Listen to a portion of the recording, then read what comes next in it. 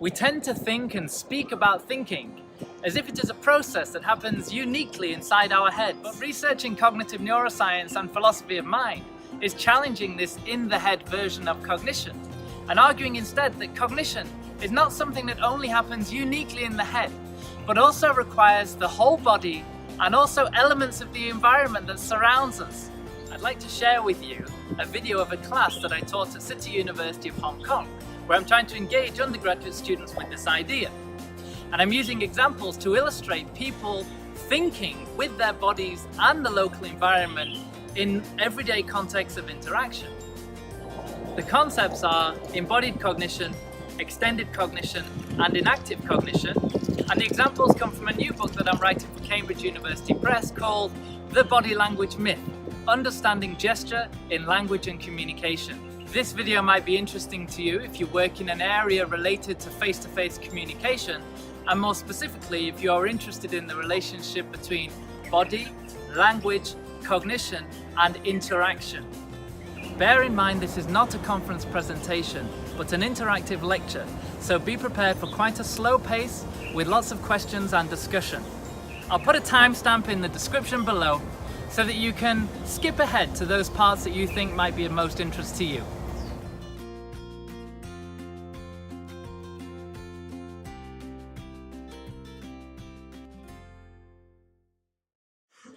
So how many of you watched the videos that I sent you? I sent you a video about Andy Clark. Put your hands up. What is extended mind? There's no hands up. I don't really understand. Did you have a look? Yes. Okay, didn't quite understand. All right, well, I'll explain. And what about the other video? How a blind person uses a cane? Hands up. Okay, good. A couple of people. All right.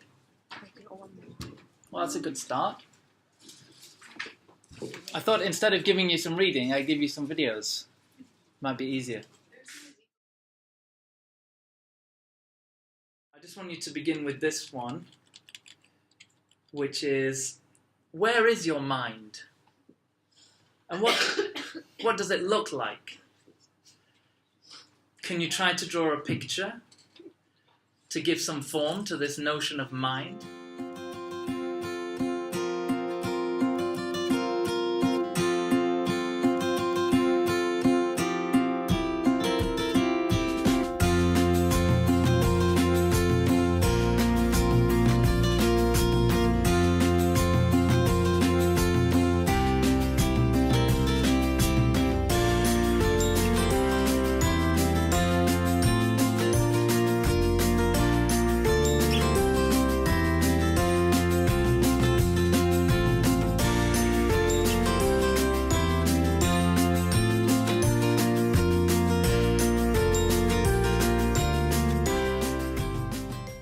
Which one? Tom Simpson. Tom Simpson. Yes. Can you say a bit about that?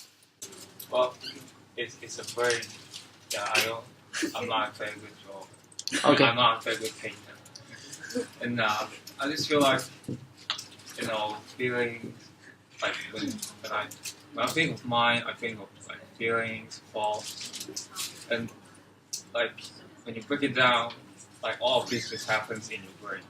They are just like electric pulses.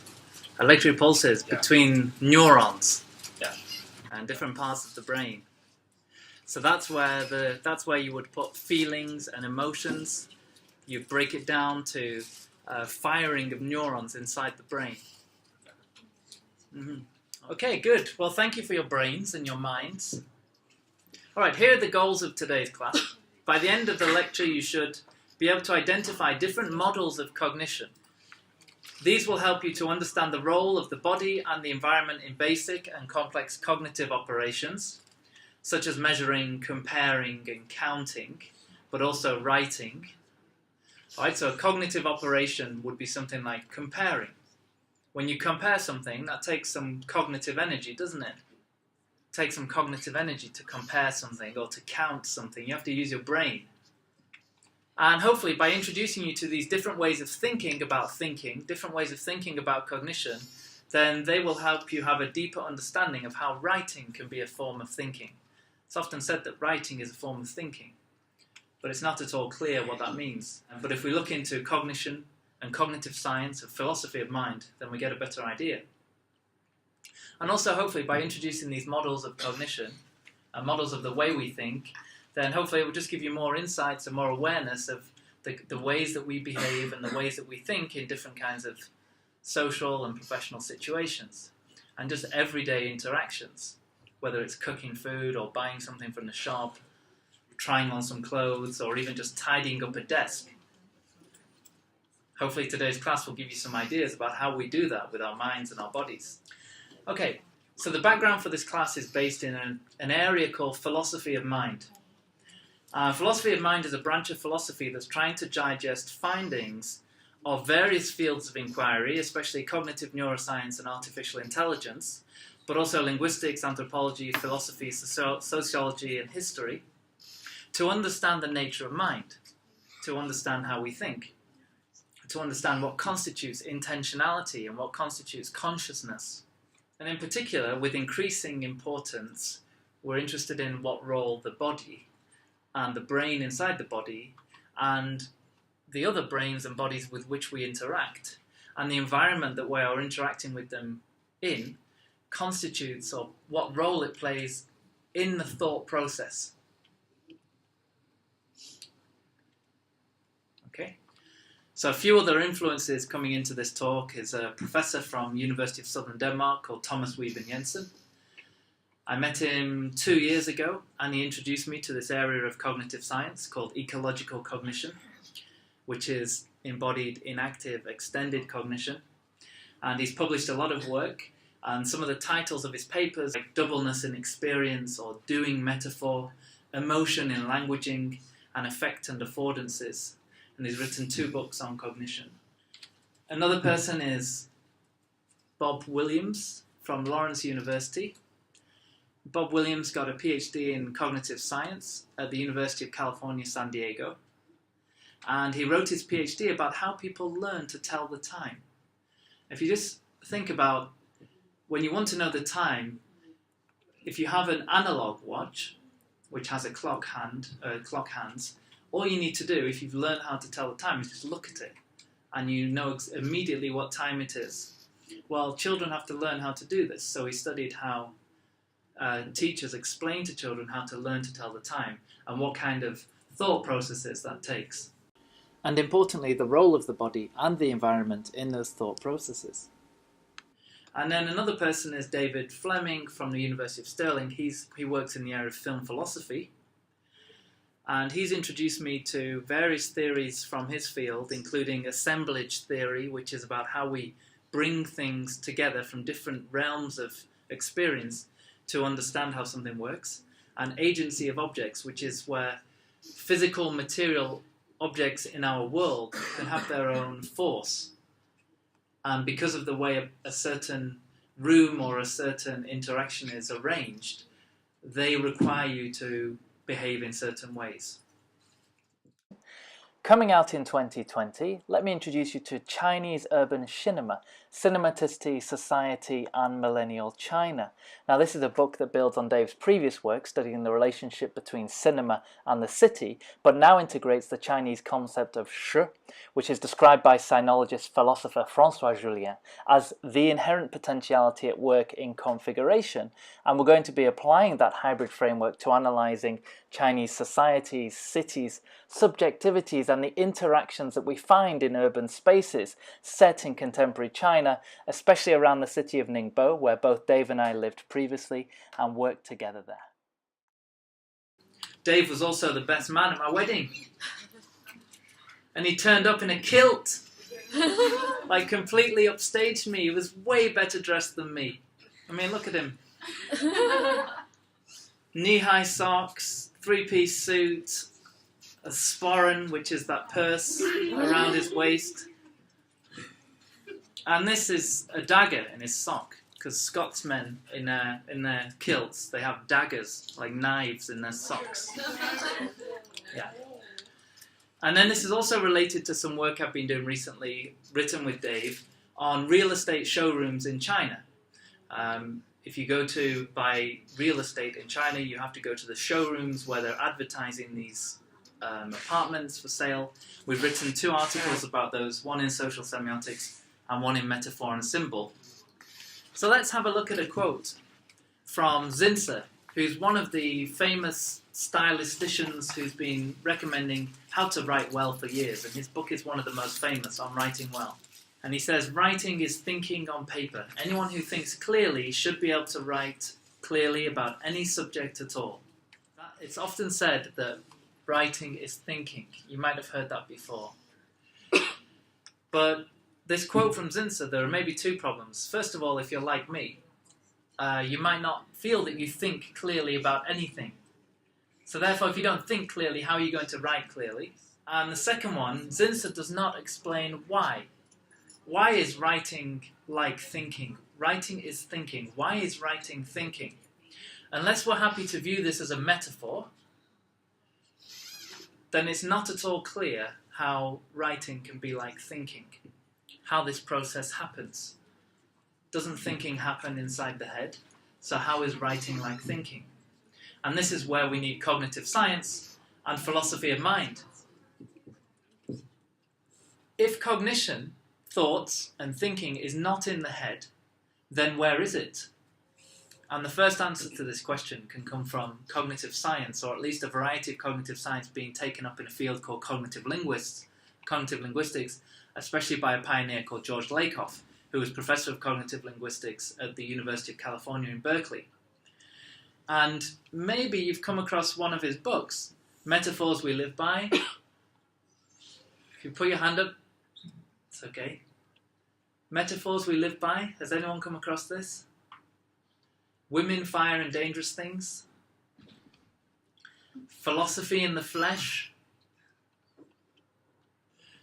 Okay, these are quite famous books in linguistics, but in an area of linguistics called cognitive linguistics that you might not have come across. This approach to cognition began in about, or at least this version of it began in the 1980s with Metaphors We Live By. And I'll just explain that because it's quite easy to grasp, I think. What George Lakoff argued is that we tend to think of metaphor as something literary or something like poetry or something very flowery in language. But he argued that if you look at how language is used, much of language, especially how we speak about abstract concepts, is metaphorical. So look at these expressions for talking about a relationship. We might say, oh, we've hit a dead end. We went opposite ways. Our relationship broke down. Okay, so is this a good relationship or a bad relationship? Bad. Bad. How do you know? Dead. End. Okay. What kind of language are you using there to talk about relationships? We hit a dead end. We went opposite ways. Like when you're driving. Right, like traveling. If you're driving a car around Hong Kong, you might end up at a dead end and have to go back. So one thing he pointed out is that an abstract concept like love, if you look at how we talk about love and relationships, many of the expressions are related to journeys and to traveling. So if you're in a relationship, it's like being in a car, and your partner is like the person you're traveling with. And usually there's a shared destination. They're the goals that you have as a couple. And sometimes you can go off on the wrong track. You can hit a dead end. And you understand what these mean, because you've got a lot of experience of driving in cars, going to dead ends, having to turn back, and going opposite directions. Now, you don't have as much experience in the area of love and romance, right? So when you encounter some problems in your love and romance, and I hope you don't, then what we do is we take information and knowledge of a domain that's very concrete, like driving and journeys, and we map it on to the more abstract, less tangible domain of love and relationships. Okay, so love is a very abstract concept with no kind of physical material world material to it. But we can talk about it like driving a car and going on a journey, and that helps us to understand. So the metaphor would be something like love is a journey. Another example is when we talk about ideas. We say something like, oh, he's got a big idea. She has lots of ideas. Give me some of your ideas. We talk about these ideas as if they're objects that we can hold and we can give and exchange to each other. And they can have size and shape, big ideas, far-reaching ideas. But really, an idea is something very abstract and it has no real physical form. So again, what we do is we take from a domain of knowledge and experience that's very concrete, like physical objects that we deal with all the time, and you map it on to the target concept, which is abstract, which is ideas and concepts.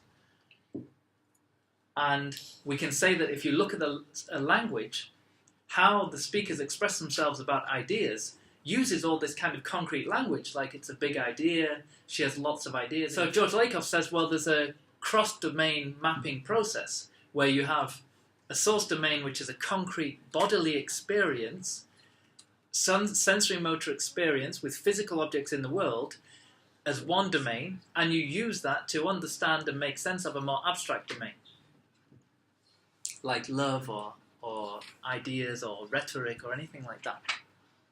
So this brings us to our first perspective on cognition. Our understanding of abstract concepts is largely metaphorical. We can only grasp concepts through more concrete source domains of experience, which are fundamentally shaped by the sensory motor system. Right? So the experience and the concepts and the structure that we get from interacting with very concrete physical things gives us a basis for understanding and talking about and thinking about more abstract processes. Therefore, abstract processes, abstract concepts and cognitive processes, cognition is also in some way shaped, or we say grounded, by the sensory motor system. So we can say that cognition is embodied. Embodied. And that's something you will come across when you start reading cognitive science and cognitive linguistics and cognitive psychology. We talk about embodied cognition. And what it means is, for example, for Lakoff, that we can only understand abstract thought and thinking through a sensory motor experience, which is fundamentally body-based.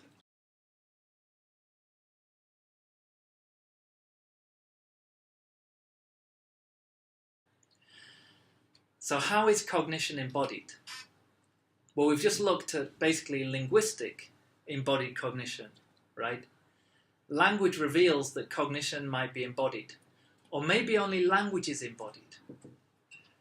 If you look at language, you see that there are lots of concrete, sensory motor, physical body source domains being used to express ourselves about more abstract concepts.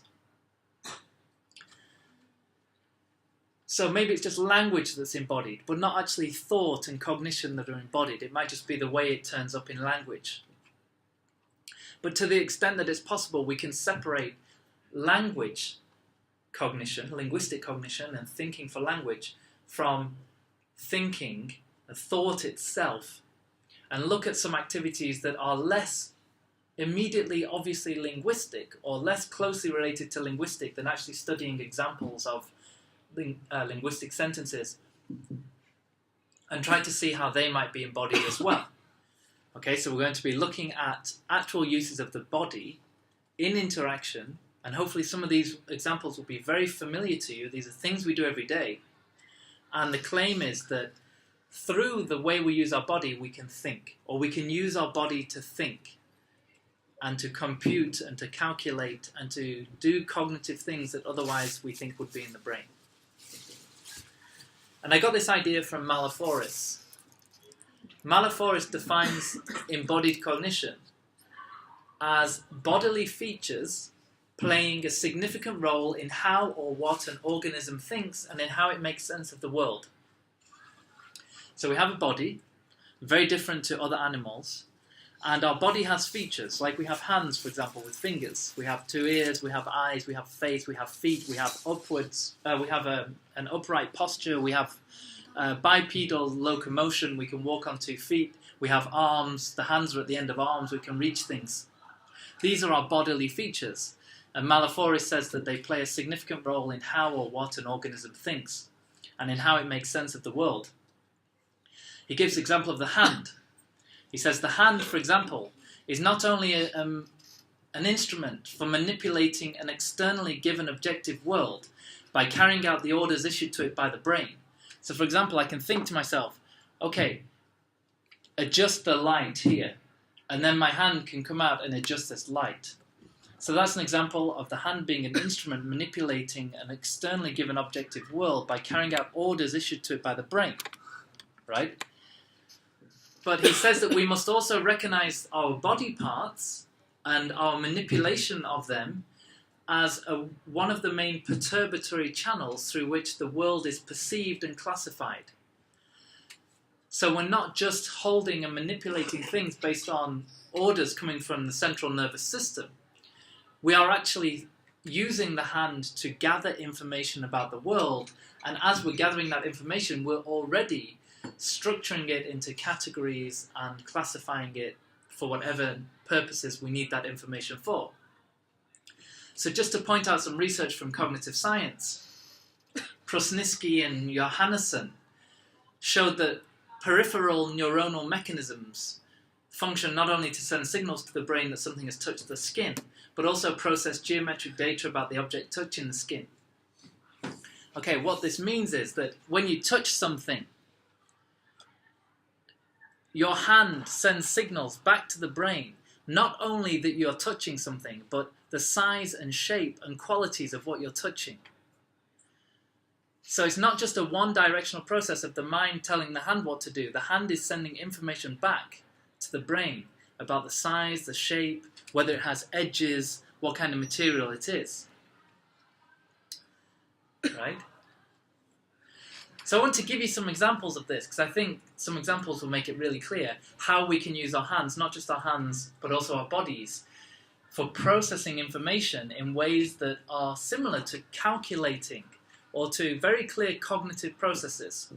And hopefully this is an example that you'll be familiar with. Do any of you watch Douyin video clips? Video clips on Douyin? Many of these examples of school kids using their hands to calculate. Have you seen any of these?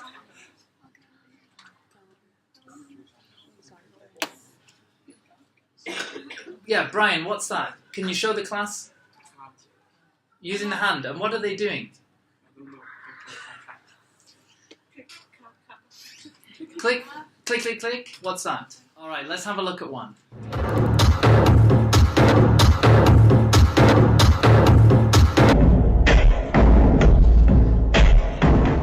Doing math exercises, and you can see his hand moving, and that's some kind of form of calculation. I don't understand it, which gives the student the answer to write down. Look.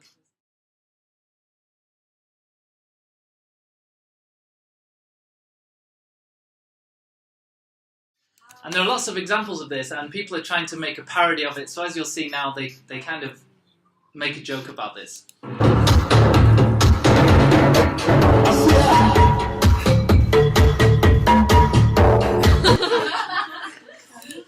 And let's have a look at another one.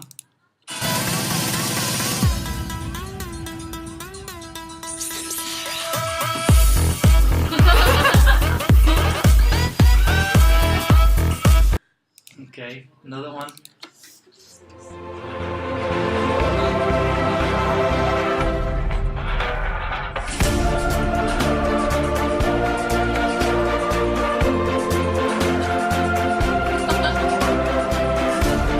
And last one.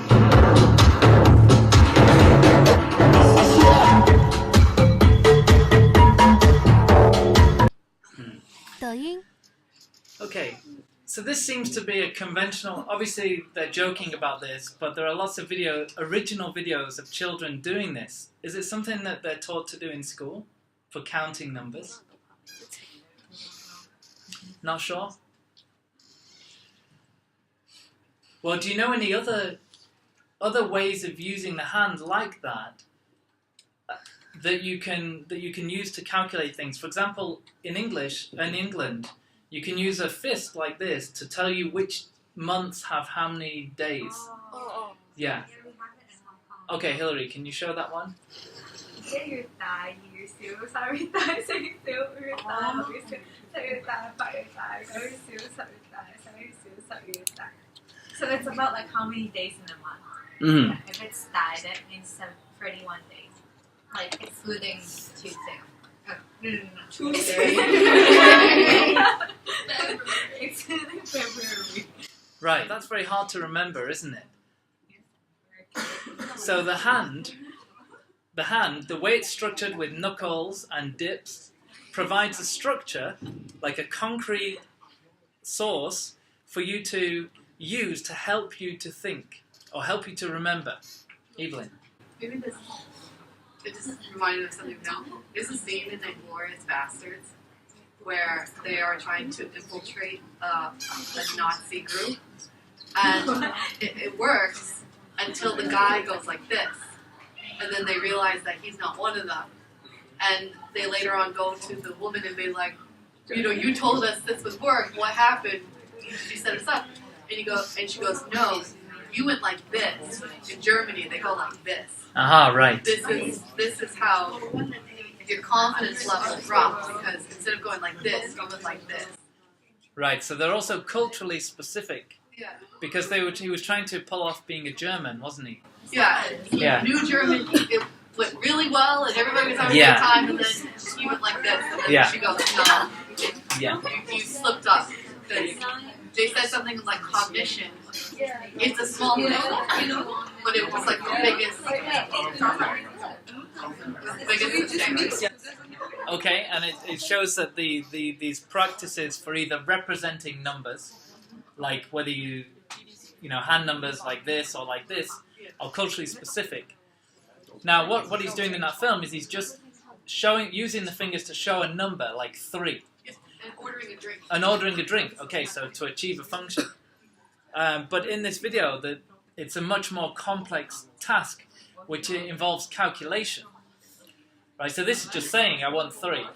But what these students seem to be doing is using the hand in a way that helps them to add numbers or multiply them together. But that's the example of where the body is doing a cognitive process for you, because you could use a calculator, or you could do it in your mind. But instead, they're using the hand. And here's another example. I want to show you a video of somebody choosing fruit at the market. Okay, this is a local woman here, choosing out different kinds of fruit that she would like to buy. And there are oranges. And I just want you to watch how she chooses the oranges.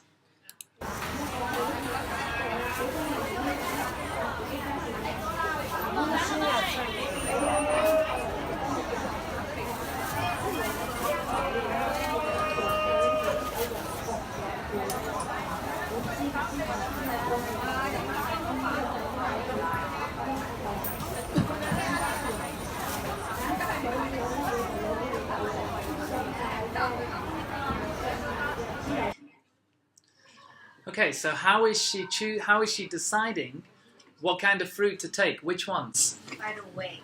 By the weight. Like, it has to feel like it has a lot of water, and then usually that is juice. Okay, so it needs to be heavy, because heavy fruits have got more water in them, and are they the more succulent ones, the juicier ones? Are they more tasty? And also by the color. Also by the colour, so she's probably looking at it as well. And also the uglier, the better. That's what I heard. Yeah, they told me to choose the ugly. I don't know. That's what people tell me. Okay, so she has a task. The problem is she has to choose some items of fruit from this huge selection. And she has models. She has models of, for example, she knows that heavier ones are the more juicy ones because they have more water. So that's one part of the equation. But another part of the equation is to find out their weight. And to do that, she has to weigh them physically with the hand. Right? So you might want to say that thinking and deciding is a cognitive process that takes place in the brain. Maybe some of that structure is in the brain. Like you need an equation that tells you that the heavier the fruit, the more tasty it will be. Heavy fruit is the one you want to take. But without the information coming from the hand of the weight, and also the ability to pick one up and then pick another one up and compare them, then you're not going to be able to solve the problem. So one of the inputs to the cognitive equation must come from the information provided through the hand. Yes? So would you say it's something learned? It's like a cognition is learned or learned over time? Or just... Well, what would you say when you watch these videos of people doing this? The hand thing seems like something, maybe that's how their mind works, but maybe the fruit one might be learned. I don't know. I'm just Yeah? confused between the two. Okay, can anyone add to this? Can anyone help? Or build on what Evelyn said? I feel like it's some kind of reflex. You know, at first, you use this one to kind of help you to do that. But after a while, it kind of reverses. Like, it kind of reflects, even if you don't need that thing. Mm-hmm.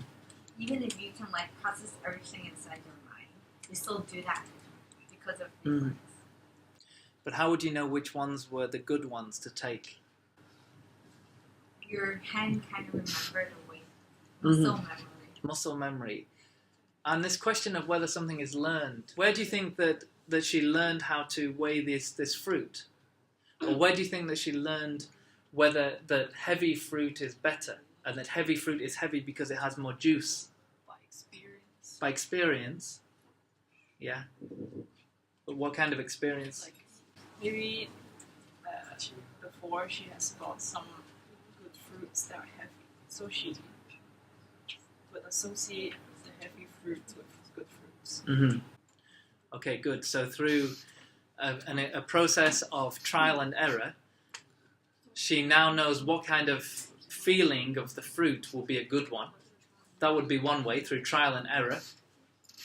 But maybe another way would be going to the market with her family when she was younger and watching and then imitating and then mixing that with trial and error to get it right.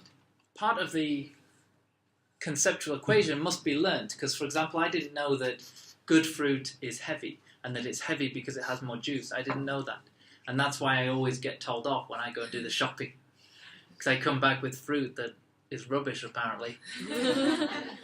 I was really annoyed because I went to Taipo Market where we live and I bought a pineapple. I had one task. I could not get it wrong. Buy a pineapple.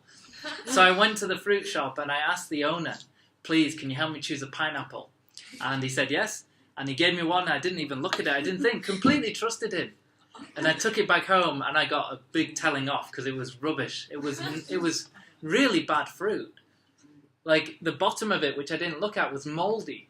So this fruit shop owner had like given me the worst piece just to get rid of me. Okay, I'll show you one more example and then we'll have a break. Well, I'm sure. Do any of you go and do the fruit shopping? Yeah, and sometimes do you feel the fruit? Okay, good. Maybe you're familiar with this one as well. I'm going to show you a video which is from, I think I've mentioned that we're collecting a multimodal corpus of pair and group work in student classes. We did this in Ningbo, China.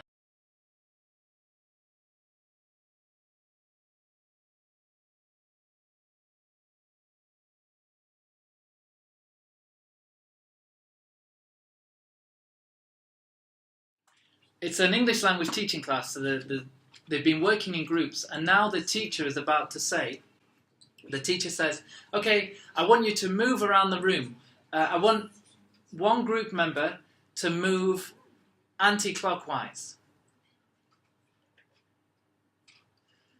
Okay, so if we were going to move around this room anti-clockwise, which way would we go?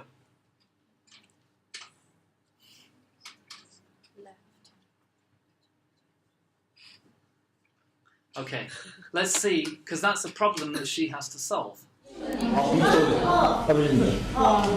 Yeah, okay. Right, first person chosen, move one place anti-clockwise. Anti-clockwise, please. Yeah, anti-clockwise. I'll show you that in slow motion.